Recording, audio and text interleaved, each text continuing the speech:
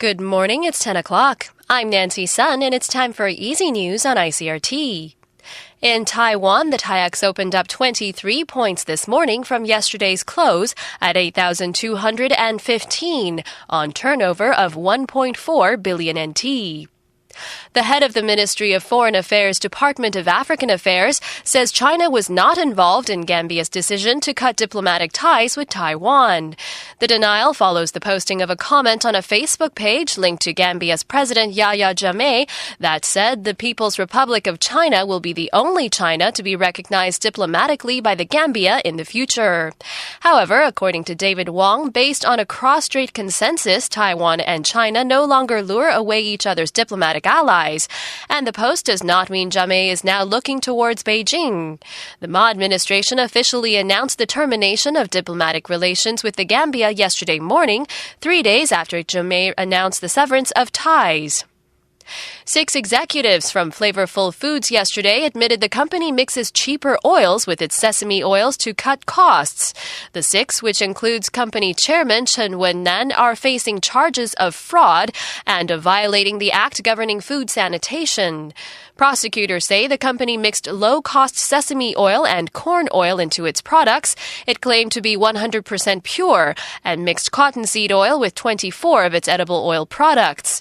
These products were all sold domestically, despite initial claims to the contrary by Flavorful's chairman. Lawyers for the defendant say the company had only mixed low-cost oils with a 100% pure brand since 2009. A second hearing has been set for December 16th. The National Communications Commission says it plans to outline new regulations aimed at cracking down on mobile phone applications used for fraud. According to Commission Chairman Howard Shi, his office will be targeting in-app micropayment systems. The move comes amid growing concern that apps, when downloaded onto mobile devices, allows easy root access to consumers' phones. The National Police Agency says 674 people were tricked through fraudulent messages sent via a well-known text messaging system between August and October of this year alone. In international news, at least 9 people have been killed as heavy storms and floods swept through the Italian island of Sardinia. A number of people are missing after rivers burst their banks, sweeping cars away and causing a bridge to collapse. The worst-hit areas appear to be in and around the northeastern city of Olbia. Hundreds of people across the Mediterranean island were evacuated from their homes. The storms also caused extensive damage to farms and disrupted a number of flights to and from mainland Italy. Protesters in Haiti have clashed with police as thousands got together to demand the resignation of President Michel Martelly. The police fired tear gas to try to disperse stone-throwing protesters in the capital, Port-au-Prince. Haiti has recently seen a series of protest marches amid growing public anger over the cost of living and claims of high levels of corruption. Martelly took office 2 years ago, promising a fresh start for Haiti, devastated by an earthquake in 2010. Haiti is one of the poorest countries in the Western Hemisphere. Prosecutors in Germany have agreed to drop proceedings against the Roman Catholic Bishop of Limburg in return for a payment of 20,000 euros.